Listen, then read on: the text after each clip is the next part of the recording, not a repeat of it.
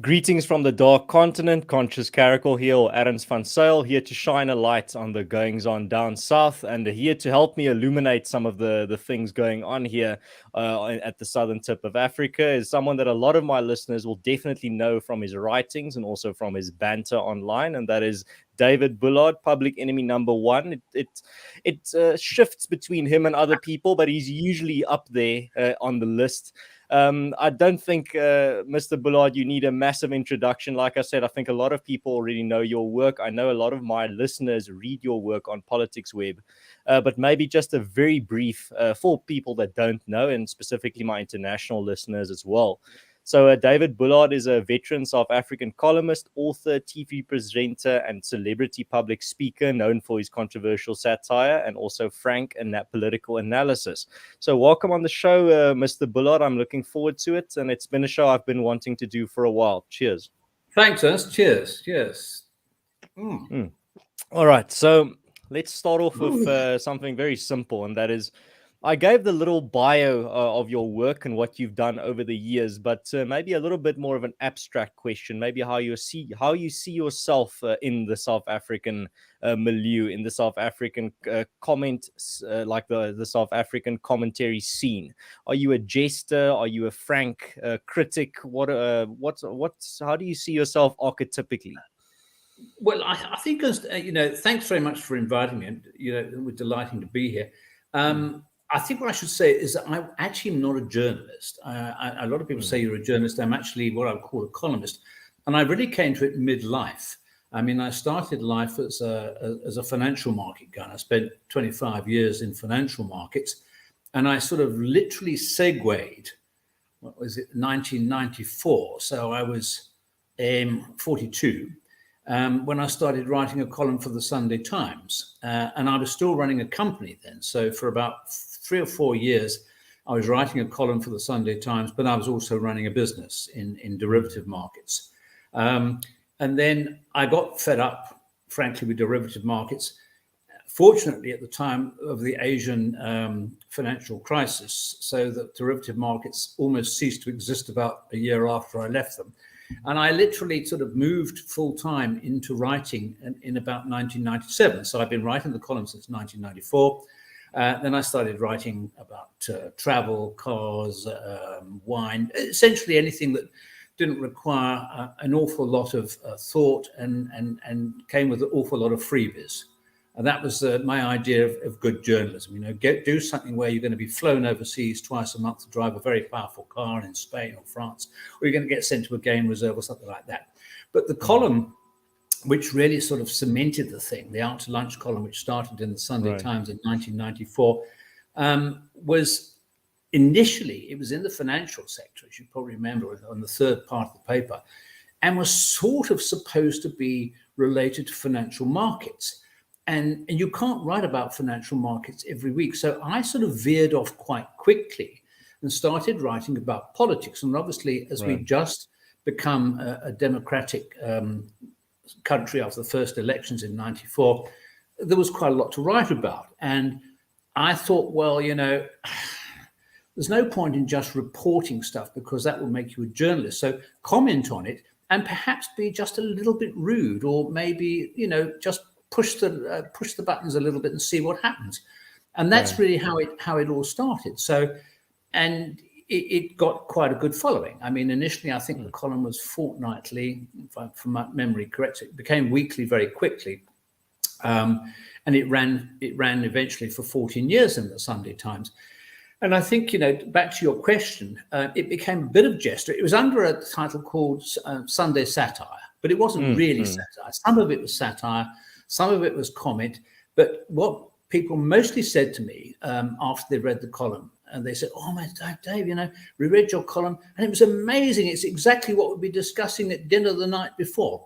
And what I always try to do is to sort of look at an issue and sort of almost, I said to people, a bit like a Rubik's Cube. I tried to sort of twist it around a little bit, and so you looked at it from a different angle. The news had reported one side of the story. Somebody else had written about it one way, and I would write about it another way. Now, if I could put a little bit of comic turn to it, if you like, or a little bit of humor to it, or play around with words, or make a bad pun, even something like that.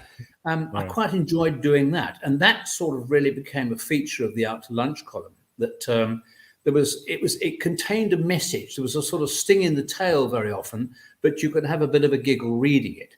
It, needless to say, did not please an awful lot of people, because as the editor who eventually sacked me said, David Bullard is an equal opportunity what was it, a distributor of lethal barbs or something like that. So Right. it would have a go at white businessmen, it would have a go at black politicians, it would have a go at black businessmen, it would have a go at white politicians. It didn't really matter. It wasn't particularly, shall we sort of say, focused on attacking any particular group. It's anyone who particularly annoyed me, or anyone I thought that we really should take the mickey out of, or expose as a fraud, or as a narcissist, or whatever else. That's what I did. Or maybe someone whose ego needed to be cut down a few pegs. Absolutely. Somebody just needed taking down a peg or three. And as with all columns, some of them work. Hopefully most of them work. And every so often you get a bummer. It's like a meal at a restaurant. Every so often there's a complete dud, and everyone's so it's really it is a bit, I have to admit, a bit of a hit and miss affair. But I like to feel, having produced 4 books, that it was more hit than miss. Yeah, I actually have one of your books here on my bookshelf, but I'm going to have to. It's on the other side of the room, so I can't show it on screen now. But I did post a tweet a few years back when I found it in a secondhand bookshop. Oh, well done. You've put it between Jeremy Clarkson and Jean-Paul Sartre, have you? Yeah, probably. There was probably a Communist Manifesto somewhere there as well. Jolly good. But good. But right, yeah, no. I think that description pretty much suits your work still today. I mean, I also read every chance I get when you regularly publish on Politics Web, and I'm very glad that James gives you that opportunity and that platform, because I think your voice definitely, or at least your jokes, definitely are something that the discourse in South Africa needs. You're definitely a bit of a dissident, with emphasis on the dis. But it's I think that's necessary. I think that little barb in analysis sometimes is the little barb of truth, or the little thorn of truth that people need to really look at something and I clearly. think also, I mean, if I can sort of say a little bit in my defense in growing up, I grew up in an England which had sort of it was a sort of post Second World War. I mean, well, post Second World War, but I was born in 52. So we still had rationing, but I don't remember much about it because I was 0 or 1 or something like that. But come the 60s, we had the satire boom, and we had Beyond the Fringe, Peter Cook and Dudley Moore. We had Private Eye magazine. We had that was a week that was David Frost, various other shows. So my youth was basically. I love that stuff, incidentally. You were raised on a staple of that type of British satire. And it was disrespect. It was a sort of a disrespect for politicians. Cartoons in the UK were always quite vicious against politicians. There was always a sort of freedom of speech. You could always have a bash. I remember Peter Cook in Beyond the Fringe did an impersonation of the Prime Minister at the time, Harold Macmillan, as it then was, which was absolutely revolutionary, because no one had ever impersonated a prime minister, and this was sort of seen as absolutely incredible, but the audience loved it, and it was a very good impersonation. It was a very, very funny sketch as well. And so that was my sort of culture, that was my background, to sort of, there was never anything wrong against taking the mickey out of a politician. In fact, it was quite encouraged. And if you could sort of, use, I don't know, wit, humor, good language. Satire is really the sort of the verbal equivalent, I guess, isn't it, of a cartoonist? I mean, I can't draw. So I'm essentially writing what Zapiro would draw, probably, someone like that. So it's that sort of thing. And it's an exaggeration of certain characteristics of somebody, or certain failings of somebody. And if you do it well, it's fantastic. But so that was just sort of the background, and that's what sort of, I wouldn't say made me fearless, but that made me think that probably works quite well. And judging by audience reaction, it probably has worked quite well, that sort of thing, because other people are thinking that, but they can't all say it. Not everyone has a voice to do that. So it's quite nice to be able to write a column once a week and then get some feedback, positive or negative. I really don't mind feedback on either way. Yeah, but isn't that specifically the role of the jester in the king's court, is that he is Very allowed much to so. say things that everyone is not Absolutely. allowed to say? Absolutely, yeah. Now you were sort of telling the king the truth, the only person allowed to do that. So the court jester does it. So you're absolutely right. Yeah, I mean that's the sort of Shakespearean idea of the court jester. And yeah, so a little bit of jester, a little bit of dissident, a little bit of plain truth telling, and hopefully wrapped up in some reasonably decent English as well, which we get occasionally. We hit the target every so often on that one too. No, absolutely. And yeah, just maybe for some of my listeners that haven't read your work, you can go visit Politics Web to go check out exactly what Mr. Bullard is describing here if you want to have a see for yourself and decide for yourself. Now, David, what I've realized living or growing up in South Africa is that we've had, I think, multiple zeitgeists. I don't think we're just in the post 94 zeitgeist. I think we had an earlier stage in South Africa. I remember still specifically almost when rainbowism was in its peak here around late 90s, early 2000s, where we could actually laugh at ourselves. I remember being able to make jokes about anyone and anyone could make a joke about me.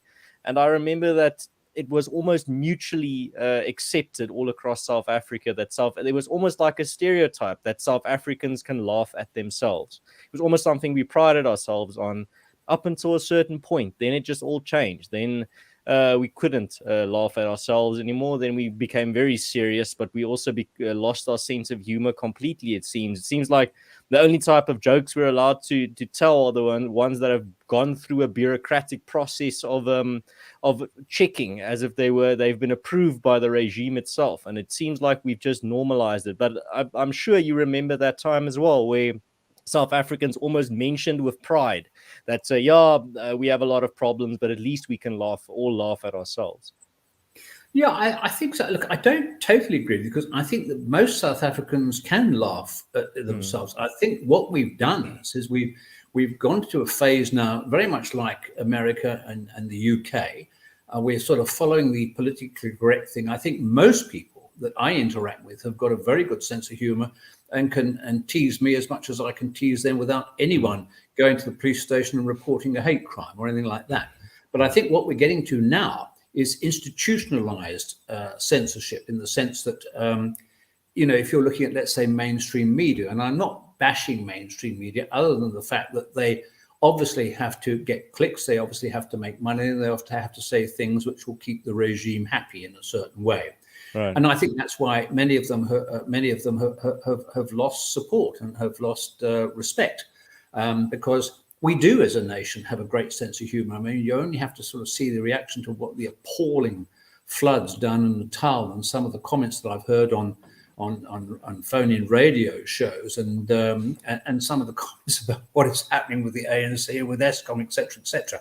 Right. I think we are an incredibly united nation. I really do, and I honestly believe that all this, I say, confected, for want of a better word, racism, where all white people hate black people and all black people are suspicious of white people, is complete and utter nonsense. I mean, what we've seen at Stellenbosch, your old alma mater, in the last week, right, I think it has been, including Cyril Ramaphosa's comment about the thing. I mean, you would think from reading that Stellenbosch is a sort of seething mass of racial hatred. Well, I don't think that's exactly true. I think one thing happened, and I've written a column about the thing, and there are facts that we don't know about. And that the campus is haunted by Eugene Terblanche's ghost himself. There's lots of question marks over what actually happened, when it happened, and how things got released, etc., etc. But you can sort of blow these things out of proportion, which I think, sadly, the mainstream media tends to do, because I'm almost convinced that News 24 has a racism desk where they send young reporters out to look for a good racist incident. I mean, last week, we apparently had an incident of rape in Stellenbosch, according to one report. I've heard nothing more about that. I would say that is more serious and more worrying than a guy getting drunk and pissing over somebody else's goods. Not that I'm condoning that in any manner. But I do think that there are other cases that we see and we hear about, which then sort of magically disappear because they don't really hit the racist buttons that are going to get the clicks and are going to get the people phoning into talk radio shows, etc., etc. So we've sort of got this whole psyche at the moment that it's got to be a good racist story. It's got to be, all whites a suspect, and there's this what do they call it now? It's called the scourge. Yeah, the scourge of it's a scourge of everything. It's a scourge of gender-based violence. If you've just seen the Cannes Film Festival, incidentally, there were an awful lot of women on the red carpet complaining about what I thought was a uniquely South African problem, which is rape. But apparently it happens in other countries as well. Gender-based violence also happens in France. Who would have guessed? Heavens above. And yet we're inclined to believe by media that this is a uniquely South African problem.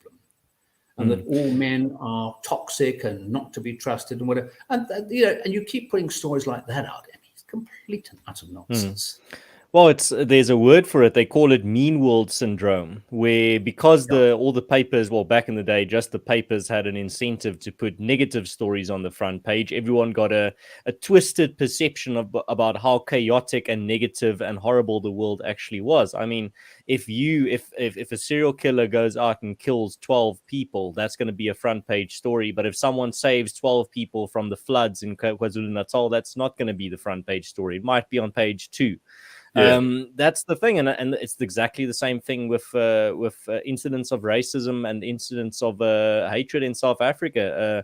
The leader of the third largest political party in South Africa, Julius Malema, can stand in court and refuse under oath to pledge that he will never call for the slaughtering of white people in South Africa, an entire racial group, and the media will slather all over him and only focus on his comments that he's going to be president one day, and they focus on the fact that AfriForum's advocate looked a little bit like Jan van Riebeeck. But then on the other side of the coin, you have incidents where we can't even prove whether there was a racial motive or not, but then it is attributed almost automatically to the case. And I think this is where we are now. Right? That's what you're describing there specifically, is that we've reached this point where the demand for racist incidents and the demand for hate crimes exceeds the supply quite significantly. Yeah, I think so. I mean, don't you find it extraordinary also that the commander-in-chief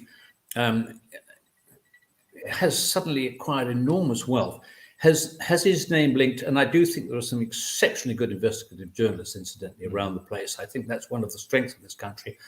I don't think there's any doubt that he and Floyd Shivambu have benefited from the spoils of VBS, and yet he's still allowed to run a political party. I would have thought that would have been a rule for disqualification, but of course you have to go through the normal court process. Now, I find it extraordinary that the media can take someone like that seriously and even bother to report on him and even take note of what he's saying. I mean, the guy is an out-and-out scoundrel. There's no doubt about it. And at some stage, hopefully, he'll be wearing orange overalls, but I wouldn't be putting large amounts of money on that. But as you say, it's, whatever he says, they lap up and they repeat and they put out there. We should completely disregard him and all of them in that party. I mean, they're dangerous. And look, I mean, the view he's giving to his supporters is that one day all of this land will belong to you. Well, it won't actually belong to us, but we'll let you lease it from us, type of thing. It's gaga stuff. It really is. I mean, we shouldn't even be taking it seriously, but sadly we do, and sadly the media do as well.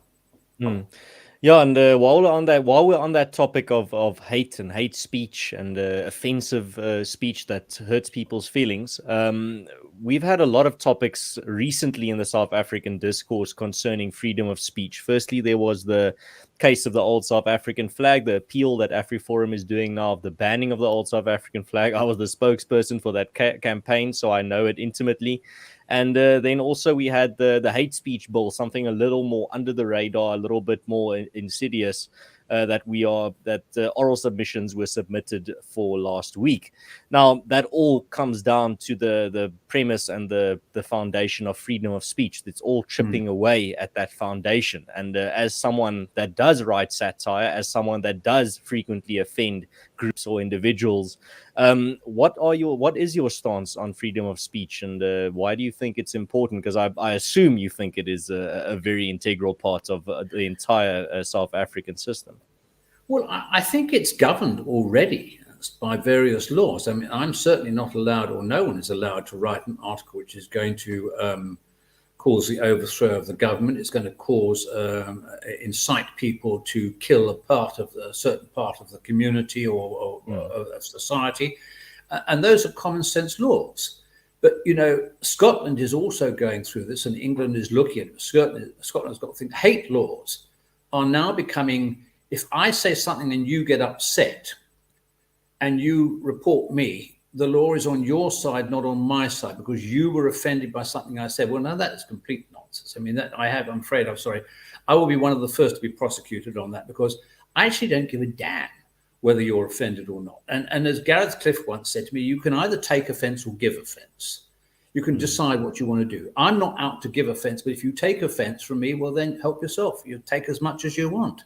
But I'm not actually going to be cowed by anything like that.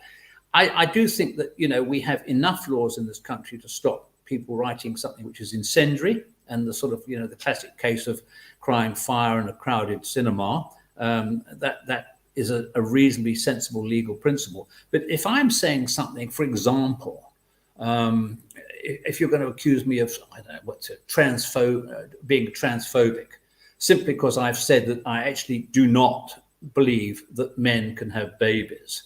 And I saw a woman being interviewed, I think, on American TV a couple of days ago, and she was asked the question, do you believe that men can get pregnant? She said, yes. To which the guy should have said, well, can you show me one who has done? Now, that is now in some countries, and might become here as well, that will be a hate crime.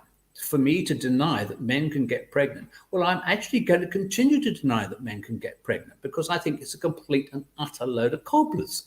I mean, I think there is biological sex, and then there is gender, and you can do with gender whatever you want. But I mean, there are some things that the left are pushing so much, and terrified people are giving into it. And we've seen this, I think, in elite schools around South Africa, this whole gender thing. People who are terrified of losing their jobs, understandably, are just falling in with this Orwellian type of, groupthink, where you say, this is possible, that's possible. I mean, I've just read Douglas Murray's book, as I think you may know, The War on the West, where in one of the chapters he talks about the decolonization of mathematics and how there are academics who are arguing that 2 + 2 can equal 5 if you want it to. If you seriously believe it should do, because it can. Right. What are you talking? Well, in which case, then let's decolonize tax, because my tax rate is a relic of colonization. So therefore, I'm paying too much tax. I mean, you can take this to absurd extremes, but they've taken it to absurd extremes, but we don't, because we're thinking human beings. And I often think that these people are like spoiled 5-year-old kids in the shop who are screaming for ice cream, and mummy gives them ice cream. Then they're going to stand and scream for a toy. Then they're going to scream for more and more. And all that's happened is that the loony left, because there's no other word for them, are screaming and screaming. And polite people like ourselves and many others are saying, okay, give them what they want and just shut them up, because, God, they're getting on my nerves. Some stage we've got to say, sorry, you can't have any ice cream. You can't have any of that, and give them a slap round the head and say, right, that's what you need. You need a bit of discipline there, because we really are being pushed to the most extraordinarily stupid thought process. I mean, decolonization of engineering, decolonization of science, decolonization of mathematics. I can understand, but not sympathize with the decolonization of the humanities, of literature and whatever else. But I don't think that being an expert on shall we say, African poets is necessarily going to give you an awful lot of credibility when you try and go to a university overseas. So I think you might want to have that background, and also a little bit of Chaucer, a little bit of Shakespeare, a little of Longfellow, a little bit of whatever else. But to rub all of those people out of the syllabus, what you're actually doing is impoverishing your students. Same with music. If you can't listen to any white composers, you're going to be a little bit limited, I feel. Right. And on that topic, I mean, this is one of the things that I also wanted to discuss, seeing as when I was the spokesperson for that old flag case, a lot of people saying, well, this looks bad. You know how this looks. Don't you know this makes you look like X, Y, and Z? I'm like, yes, I know how it looks. I just don't care how it looks. I know what the Mm. principle is that I'm defending and standing up for here. Because if you don't defend, freedom of speech dies in the most controversial cases. That's how the law works. When if the old flag is banned, that sets a precedent, and that precedent means that in future cases where symbols or speech is going to be banned based on offense, they're going to use the old flag case as the precedent that yes, it's okay and constitutional to ban speech or symbols when it's offensive. And the thing is, even though I thought that many liberals classical liberals even held free speech to a high regard in their hearts and knew that this was a hill worth dying on, AfriForum stood relatively alone in our fight for freedom of speech. And we're not even an out and out classical liberal organization, but there were a handful of principled people that stood up for us, but we were in a very, very small minority. And therefore, the question that I wanted to ask you, and maybe just pick your brain a little bit on, is what happened to the liberals? Where are the liberals? The liberals aren't all right, it seems. Well, I think it gets back to what we were saying earlier. It gets back to pressure, from societal pressure. And you in that argument on the flag are not saying we should be flying this flag from every flagpole. It's a matter of principle, and you've got to sort of. It's not a difficult concept for me to understand or for you to understand. Simply, says for somebody else, this flag is going to trigger people. It's going to be a symbol of this. It's going to be a symbol. Absolute nonsense. It's not going to be a symbol of anything like that. But it is actually as you say, the gateway to further censorship, of the past, of your history, of my history, of other people's history. You can't change that. You can't. It's a bit like the ludicrous case of dragging down statues. That's not going to change anything at all. And I've never understood how a statue can actually trigger somebody. But I think there is so much pressure these days on people in positions in companies, in certainly in politics and political parties, to sort of be seen to be doing the right thing, to be virtue signaling. I mean, there's no other word for it. Very few people are prepared to stand up and say, no, this is nonsense. It means it's immaterial, it's not important. This is something that, that you should just live with and go with and whatever else. I think the threat of losing jobs, the threat of losing work. I mean, we get back, let's say, to journalism again.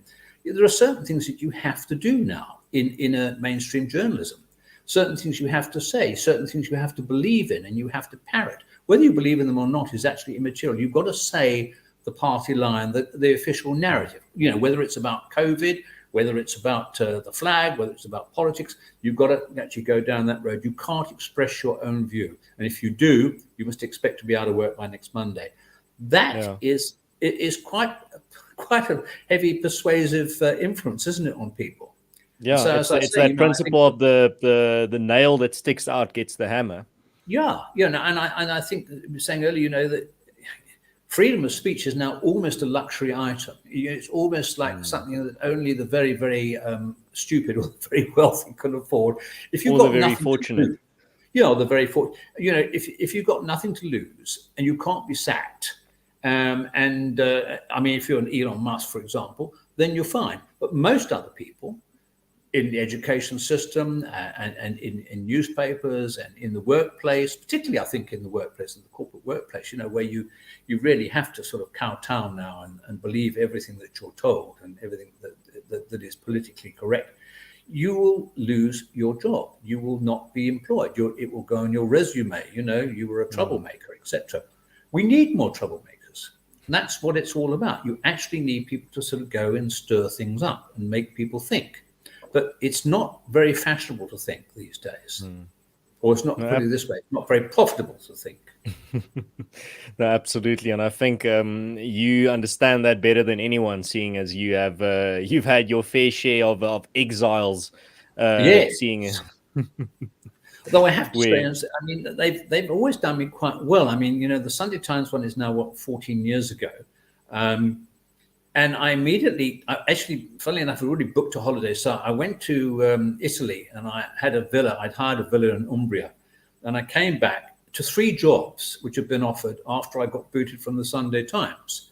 So actually, did me quite a favor, because what it did, and I think what the Institute of Race Relations one did as well a couple of years ago, was to essentially say to people, here's a bloke who tells it as it is.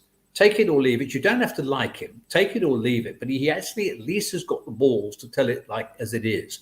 And surprisingly, quite a lot of people like that. They don't necessarily want to tell it like it is themselves, but they don't mind me telling it like it is. So, when I was 9... No, you're a representative for them. Absolutely. I was the bad guy in the class. When I was 9, my class teacher wrote at the bottom of the report, David is a disruptive influence in class. And that's very, very strange, because I got a verbatim letter sent to my parents as well. Good for you, mate. So listen, I think this is something we need to build on. These are early skills that you obviously acquire. But I like being a disruptive influence. I don't go out deliberately to upset somebody. But I said earlier, if somebody gets upset, well, bad luck, So that's up to you. If you want to be upset, be upset. But I do think that I can also argue my corner.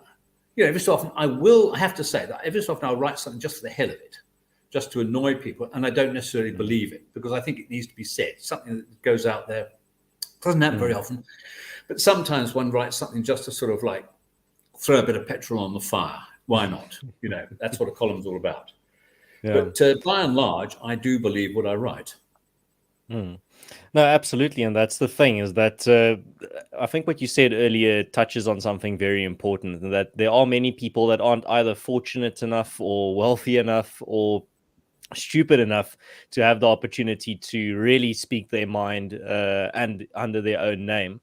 And those people, really, the majority of them just aren't in a position where they can lose their job right now, or where they can be expelled from university for speaking their mind. So therefore, they need representatives. They need people that are in those positions that can almost do it for them. And that's why I think figures like you are very popular, is that people see you as that type of representative. They might not always think you're representing them 100% or sharing their thoughts exactly, but I think in general, you are the type of voice that they would like to elevate, almost as a conduit for them, as a representative that they can use as a megaphone.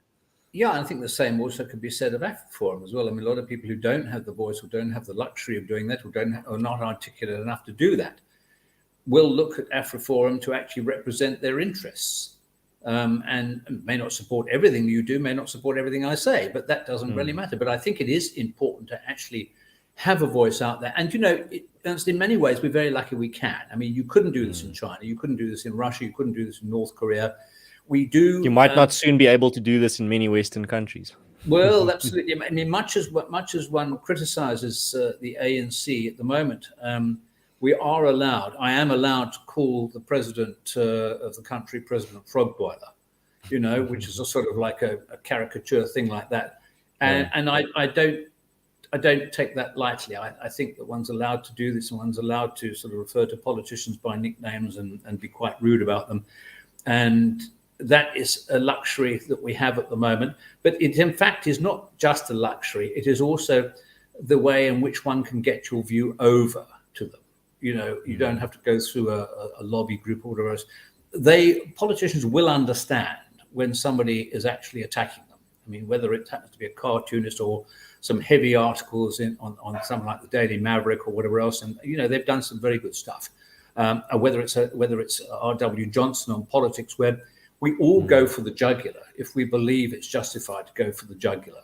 And there are some hard-hitting columns on many platforms at the moment, which is good news, which gives me great confidence. I have to say, that look, they're not all comic, they're not all sort of like jester, they're not all court jesters. I mean, you've got to have some serious people writing stuff as well. But at least they are writing it. And the other good thing I think, and the encouraging thing, is an awful lot of people who were what I would traditionally call on the left, and they were obviously ANC supporters, have now become hugely disenchanted with the choice of political party, and are now actually going for the ANC and are criticizing the ANC. So And look, I don't have a problem with them having been pro-ANC 1994, 2004, 2014, whatever it was.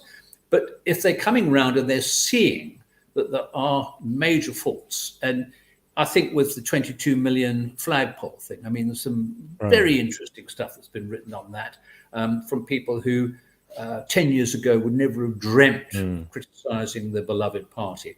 Good thing to happen. It's good stuff to happen. They won't always write it as I will. They won't be quite as vicious, but they're certainly making their point and making their feelings known and representing, I think, quite a lot of people, as we said earlier, who don't have the voice. So that's important. So I think that, you know, we have a reasonably robust free media at the moment, particularly the stuff that's online. Yeah, and I think there are still many people out there that are definitely doing incredible work in regards to their summarizing of political events, but also covering the news. And I'm not talking about who I call the South African columnist party. They're a breed on their own. Yeah. When it comes to your pieces, when we're talking about writing, I actually selected some of your more recent pieces that I really enjoyed, and I wanted you to maybe elaborate a bit on them. The first one maybe is the one that sticks out the most because it's a bit more of just a unique piece on its own, and you wrote it. Let's just check the date here. It was the 8th of February 2022, the end of civilization as we know it. And you tried to pinpoint in that piece a specific event or a specific change in culture that almost set the ball rolling for where we are today. And I thought it was a very funny way to pinpoint it. Can you maybe elaborate there for the audience's sake that maybe haven't read the piece? On what specific event did you pinpoint the chaos that was at the end of civilization today? Which was that one about? I do remember the. It was about the. Okay, I'll drop the big bomb. Then you said it was the introduction of casual Fridays. Oh yes, that's right. I remember that because I remember I'd also done the embracing chaos one as well.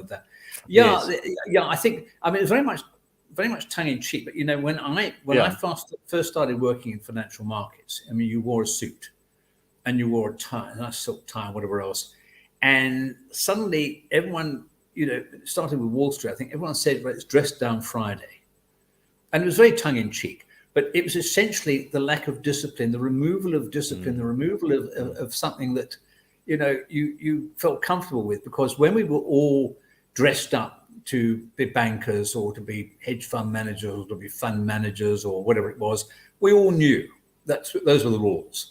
Once somebody starts wearing extremely fancy sort of tasseled loafers and chinos and whatever else, you think, hang about, what is this guy? Does he own his own business? Is he allowed to do this? And it was a little bit like that, you know, that it was a sort of collapse of civilization, as I said, as we know it today, that once you start doing that, once you start reducing the standards, if you like, that was a sort of parallel for it. Once you start sort of saying, changing the rules and saying, right, you don't have to say, so you don't have to do this, you don't have to dress up, you don't have to do whatever else like that. Where are you? And I think really, that's what the point of that was. We're lost. We actually don't have anything to hold on to. We don't have any rules. I mean, you know, if at varsity you don't have any structure. No, there's no structure, exactly. And you know, all of these things quite useful when people tell you. They all sound very boring, I know, but you know, when people tell you where you've got to be at a certain time, what you've got to do, when the lectures are, etc., then you know where you are. When it's sort of like a free for all, it's no surprise that sort of society starts crumbling and breaking down. And so, you know, that was really the sort of the parallel on that, the thinking on that. Yes. That I'm not suggesting that everyone wears suits, although it was. I actually did enjoy wearing a suit, I must say. It was great fun, and I think there's nothing quite like a really nice suit and tie. Power dressing, that was the thing. But then that's the other thing. If you're not power dressed, you're not powerful, are you? I mean, you can't intimidate anyone. How on earth you could ever intimidate it? As long as you don't take part in the cargo cult mentality of, if I dress the part, then I will become successful. If I dress like the rich and famous, then I will become rich and famous. Well, I think that of course works on the golf course. If you wear checkered trousers, got a golf glove hanging out your back pocket, you will actually be a better golfer. Apparently. Yeah, you fake it till you make it. Never worked for me, but apparently it does.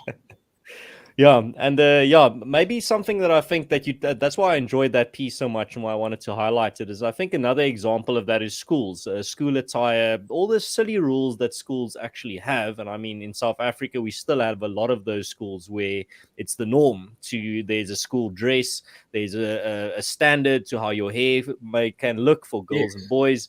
There's all these little rules, and when you're in school, you don't really understand it. But as an adult, when you look back, you just realize what absolute chaos it would be if everyone could just break all, if there was none of those little structures there at all. It's actually not about the school dress. It's actually not about the length of your hair. It's about having that structure and that formality and that those rules there. That's actually the purpose, as I understand it. Well, now it's moving into a sort of a weird thing of cultural appropriation, which is a term I really love. I mean, it's just such. And apparently, you probably heard the Scythians. Was it National Bee Day or something last week? And the kids were all encouraged to put spots on their faces and become bees. The younger girls at the school. There was a complaint that this was a traditional Xhosa thing, and the white girls should not have spots on their face. And they were immediately sent off to the washroom to wash the spots off because this apparently was cultural appropriation. Now, how absurd is that? And I think the whole thing of cultural appropriation is completely absurd. You know, even if you do an accent, it's now cultural appropriation. So I can't do an Indian accent or an African accent, or I could do a Cockney accent because I'm culturally appropriation. Cockney like that, I could do that because no one's going to complain. But you know, I mean, to push that into kids to say you can't do this, you can't have that, you can't wear that, you can't do this, is complete mad. I don't know where this idea came from of cultural appropriation. Yeah. No, it's just it's almost like to compensate for the void in healthy rules by adding a bunch of nonsensical, toxic, evil rules. But yeah, and there's another piece that I wanted to highlight before we get the one I actually wanted to discuss was the one about embracing the chaos. That's why I made that the title. But yeah, let's get into that one first. So you wrote this piece. Let's just it's not in front of you right now here, but it was this year, and it was about you trying to renew your driver's license card here in South Africa. Yes. Something that other countries or foreign listeners might not understand how big a struggle it is. What was your without spoiling the piece itself, why did you take that angle on that very mundane action of renewing your license? It was the most extraordinary thing. It's like trying to explain to relatives in the UK that they can't send you anything by post because we no longer have a post office. And they look at you and say, no, David, no, don't talk crap. Really, you must have a post office. I mean, don't talk your country down. No, we don't have a functioning post office. So please don't. Obviously, you're lying. Yeah, you must be lying. You obviously hate South Africa so much that you're going to make up lies about it. So we don't do that. So, I mean, the driving license thing, I was very complimentary about the people there who worked in appalling conditions, as they do in most offices, like Home Affairs and whatever else. And I have to say now, I have got my driver's license, and I went on to a semester number through, and it gave me a process of things that said it's still being processed, and it said ready for collection, etc. But it just struck me as extraordinary that for a simple thing like the driving license, and I think I mentioned in the article that both my wife and I had been for an eye test, and we had a form signed by the optometrist who uses a 2 million rand Zeiss machine to accurately measure. No, they weren't going to accept that. I had to put my chin on a rather grubby machine and go click, click, click, click, as everyone who's been for a driving license knows. It just didn't make any sense, but they mechanically go through these whole things. And I didn't want to fight with her, but she was a very nice lady. I said, listen, I've got a certificate here. No, we don't accept that. You still got to go the test. I said, okay, fine, I'll do the test. Whatever, I'll do the test. Yeah. We went through the whole thing. Now, my driving license card has no prints. So I did all my fingerprints, but the card says no prints. So obviously the prints didn't come out and they couldn't use the one from the last one. It is just an example of one of the many, many disasters. I thankfully don't have to go to Home Affairs for anything anymore. But every time I drive past Home Affairs in Somerset West, there's a massive queue, whatever time of day. 8 o'clock, it's going right round the corner, and people have infinite patience. And they might not I had to sort out my passport this year. I stood there for I think 6 hours. in line. Yeah, I mean, and they wrote about, I think the one in Stellenbosch, I think Maverick wrote about that one there. I mean, it is an absolute nightmare. But I mean, the poor people there, firstly, it's understaffed. The computer keeps breaking down. And then you look at the facilities for the staff, and you look at facilities for staff. I think something was on one of the news things about the police training college, broken basins, toilets without seats, whatever. How on earth can you run a country? How on earth can Eastern you Bloc Soviet Union type stuff. I mean, how can you do this to your own employees? And how can you expect them to actually bounce around and be keen and helpful? I have to say that the Gordons Bay people were very, very helpful, even though they were working in appalling conditions and presumably not much loved by the members of the public. But I think the point of that article was really to say, look, this is just one incident with me, lucky old me getting in, and the queue wasn't that long. But it's a wonder that anything gets done when you sort of look at how they have to operate. Right. No, absolutely. And then, but you titled that piece "Embracing the Chaos." You describe the chaos now. Where does the My embracing editor come in? entitled the piece "Embracing the Chaos," but I do think it was quite a good title, because I think if you're going to live in this country, you have got to embrace the chaos, because you haven't really got much of a choice, have you? So you really sort of just say, yeah, that's South Africa. And, and you look at the good bits, like wine farms and restaurants and sunsets over Table Mountain and things like that. But we're not going to get away from the chaos. I mean, my power is going to go off in 10 minutes. Not here. It's not a problem because I'll go back up. But we're in for another 2 hours tonight. You probably had your 2 hours, or it's coming up. And then over the weekend, they suddenly decide within half an hour's notice that they're going to go to level 4, stage 4, or whatever else. You have to embrace that at some stage, not because you enjoy it, but because you just have to say it's a reality. It's not going to end in the next 5, probably 10 years. So unless you're prepared to go completely mad or emigrate, which is possibly actually also being completely mad, because where on earth do you go? I mean, 10 years ago you could write on a piece of A4 paper quite a lot of places that you want to go. I've had friends who are off to the UK. They obviously want a front seat for World War III. I think we're better off here, frankly. So embrace it. And we're not even talking about moving to Australia, where you are pretty much and I always make this point, where at least in South Africa, we have an incompetent government. So if they want it to be draconian, they're not going to have the capability or the capacity to do it. In Australia, you have a competent government, which means if they want to go draconian, they're going to go proper draconian and tyrannical. And they're going to do it very nice and by the book.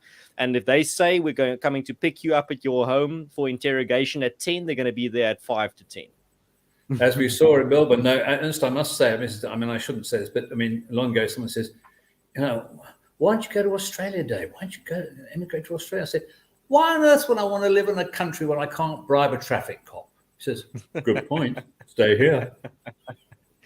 And why would you want to go live in a country that, what's that quote? There's a brilliant quote that says, the problem with Australians is not that they're the descendants of inmates, but because they're the descendants of the prison guards. Yeah, I think that's probably right. Well, we were there. We've been there a couple of times. I don't know if you've been there, but it's quite a nanny state. And, if you put your brown bottles in the green bottle bin, mate, you're bloody, you're the sort of guy who causes First World War. You know that. You got to do things right there. Nice people, nice country to visit, crap country to live in, I would think, particularly having seen what happened in Melbourne and Victoria during the COVID. I mean, some of those scenes of violence, are worthy of China. Most incredible. Anyway, they've got a new boss now. So Scott Morrison's out. So let's see how the new boy does. Now, David, as we're approaching the end of the show, I wanted to get into one last piece that you wrote, but specifically more just the title of the piece, not necessarily, now that you've mentioned the idea of immigrating to Australia, you actually wrote a piece on it on 25 January that I also very much enjoyed. It's called Life is Better in South Africa. Now, without going into the piece or the content of it, I actually just want to ask you or pose to you that specific statement, life is better in South Africa. Let loose with your thoughts on that sentence. Well, yes, I do think it is. Listen, and that's not because I can't go anywhere, because I can. Still got a British passport. I could go there, and it would be the last thing I would want to do. I think this is a stunning country. I think the people are, by and large, great. Yes, we've got big problems. We've got crime, but there's crime all over the place. But generally speaking, I think people want to get on, they want to work together, they want to make the country a better place. And it's very simple. People want to wake up tomorrow as safe as they went to bed. They want to wake up hopefully better off, which, and it's unlikely at the moment with rising prices and tax, but that's a reality all around the world. But generally speaking, I find people here very optimistic. I find them incredibly easy to get on with. I mean, we're in the Western Cape now rather than Gauteng. So it's a very lovely place to live. There's a lot of fantastic places to go. And you just have to basically grit your teeth and put up with the government's folly. I mean, we do have probably the stupidest politicians in the world. We really do. But hopefully they won't be around forever. But we do, I still think, have a reasonably functioning legal system. As I said earlier, I think we've got a reasonably good, well-functioning free press, mainly online and mainly off mainstream. And those are great reasons to stay. And I don't think, if you sort of look across the pond and look at other places to go, there's an awful lot to recommend Europe at the moment, or the UK at the moment. Certainly not the States. I think the States is a disaster. And Australia, as we've said, wouldn't be particularly interested in doing that. And we also have a beautiful country. I mean, the most extraordinary places to go to, the most amazing sights to see. And, I would be very, very loath. I hope they don't deport me, in other words. And the weather's good. Sorry. The weather's good. That's the other thing. Yes, the weather's good. Yeah, no, David, I've actually wrote quite a few pieces on the immigration question as well, because I think it's a topic that South Africans disproportionately discuss compared to other countries and other citizens of other countries. But as my friend Russell Lamberti said, there's a time to move and there's a time to dig a trench. There's a time where it would be better to, I mean, it's not the best to stay in a situation where it's absolutely hopeless and horrible if you have the opportunity to move. But at the same time, you can't just keep fleeing to the higher ground. The water's going to keep rising. At some point, you're going to have to start building dam walls. That's the thing, is that if everyone just becomes economic mercenaries and just starts fleeing to the better parts of the globe and becomes global citizens, in the end, there's just going to be this little small concentration of everyone in one tiny little spot. That's the last bit of dry land when the water has risen all the way, the water of chaos. And I think rather here in South Africa, as I think the CEO of Capitec said, you can either go to Switzerland where everything works but there's no opportunities, or you can stay in South Africa where nothing works but there's a hell of a lot of opportunities. Well, we do make a plan here. Look, I think also I must say that I haven't got children. And if I had children, I might be thinking differently. And if I was 20 years younger, I might be thinking differently.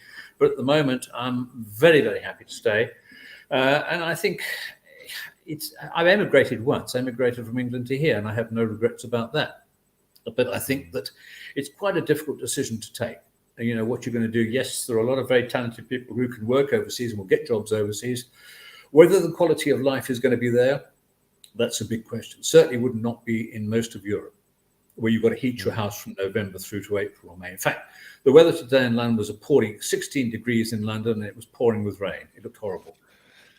Yeah. No, well, that's the thing, is that in the end, even though how chaotically it might go here in South Africa, I think a lot of people do enjoy the great things of this country. As my father always says, there's a high price to pay to live in one of the most incredible places in the world. Yeah, absolutely. And I do think that's the way to think about it. Yep, we pay a lot of high prices here in South Africa, but at the same time, we have so many incredible privileges and rewards that a lot of other people in the Western world and the rest of the globe can only dream about. And I think, and let's face it, it's a bit of an adventure living here, isn't it? It is an adventure. I mean, we're living on the dark continent. We're living in Africa. It's not for sissies. It's not for sissies. Definitely not. Yeah, no, you've got an excellent story to tell. And I mean, isn't that the type of fulfilling life that many Westerners are yearning for and are thirsty for? Is a life full of challenges, but with challenges come great stories. That's the thing. If you just live a comfortable, easy life, you're not going to have any stories at the end of it. No, absolutely. No, we've got plenty of stories. Especially not over a drink. You're just going to be the most boring guy at the bar. Listen, the other thing is that this is cheaper than it is in Scotland. So that's another good reason for being here. Even with the rise in taxes, you won't get this at the same price in Scotland as you get in South Africa. Right. It's got to be. That's a very good reason for saying. And listen, and who could not want to live in a country that produces wine? I mean, really. Yeah, well, I come from wine country. I grew up in the Cape, so I understand the love of wine. I also share it.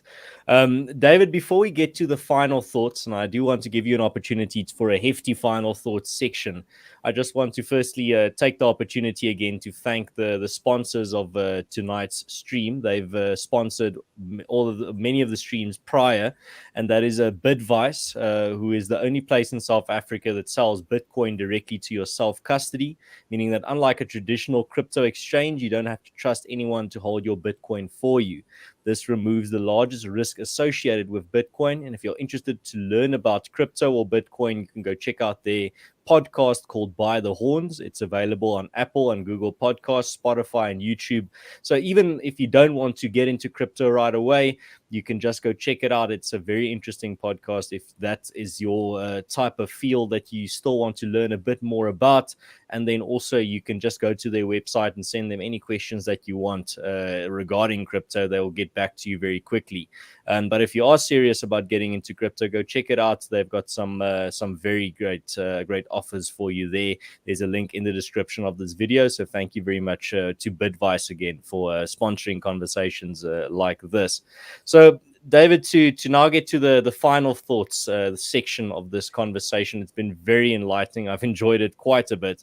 If you were to leave the audience here tonight with something to chew on in this week ahead, just an idea or a sentiment that they can keep at the back of their mind up until the weekend, maybe, just to think about a little bit, what would you plant there?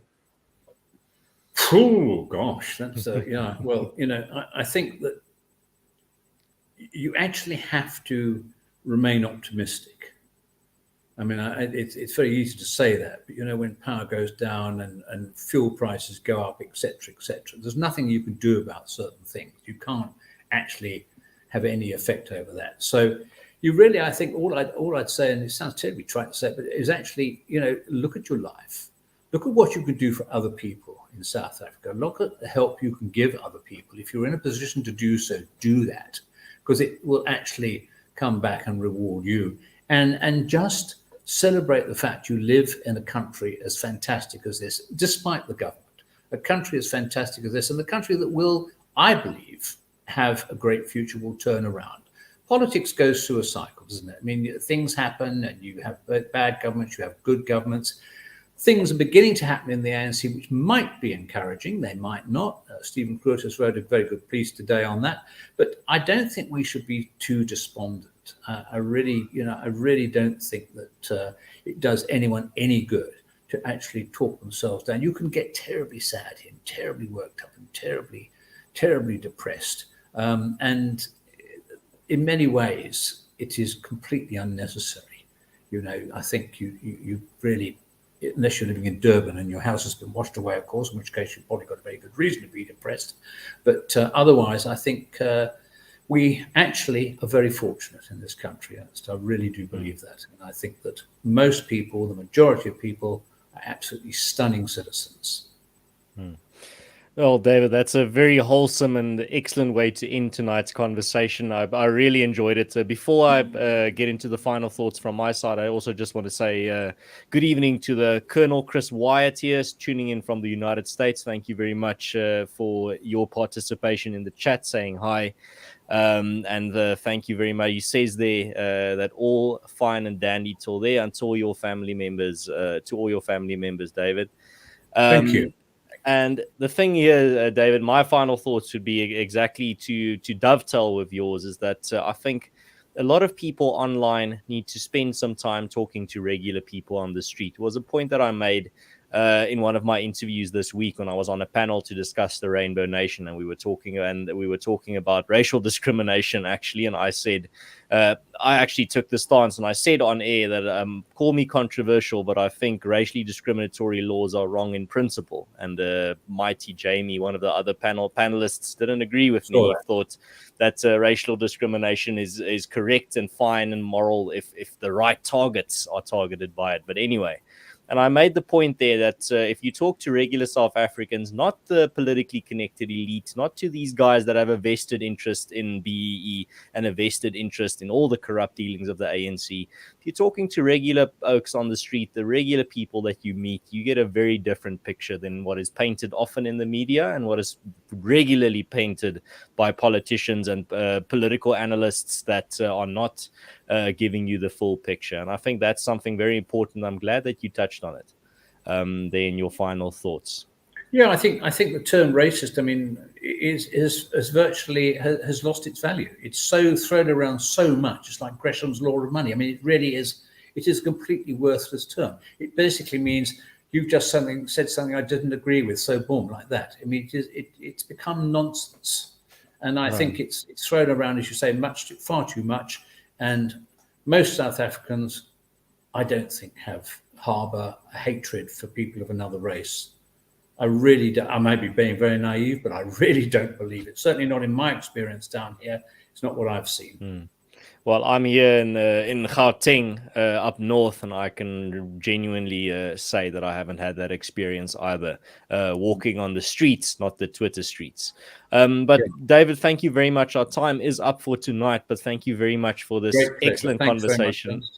I really enjoyed it, and thank you for your time. Thank you for your thoughts. I think the audience enjoyed it as well. I've been watching the comments come in live. And they've been enjoying it very much, and I think that's a big credit to you as well as just an orator and someone that has little bit of a sting in all your analysis. That I think that sting in the tail is very important. I think it does. Thanks very much. So I deserve another whiskey then, do I now? Probably. I think that's exactly what you can take from that. So and lastly, I just want to say thank you to everyone that tuned in again. I know a long format hour conversation takes a lot of time to tune in for the whole thing, but I know a lot of you do, which I really appreciate. Thank you for all your questions. Thank you for all your comments there that I could put on screen as well. You make the content better. You contribute to these conversations, and thank you for your time as well. And if you're new to this channel and you like these types of conversations, you can subscribe and you can also leave a like. It helps out the show. And then also, if you're not watching live, you can still leave your comments and your thoughts in the comment section. I read all of them, respond to as many as I can. And I hope all of you have an excellent evening. And I also hope you have a nice weekend, because I'm not going to be talking to you until next week again. So I hope you have a safe and excellent weekend. Stay safe and don't misbehave too much, even though my guest tonight said you need to be a little bit of a troublemaker from time to time. Do it. All right. So thanks, cheers, guys. Have a good one, and God bless.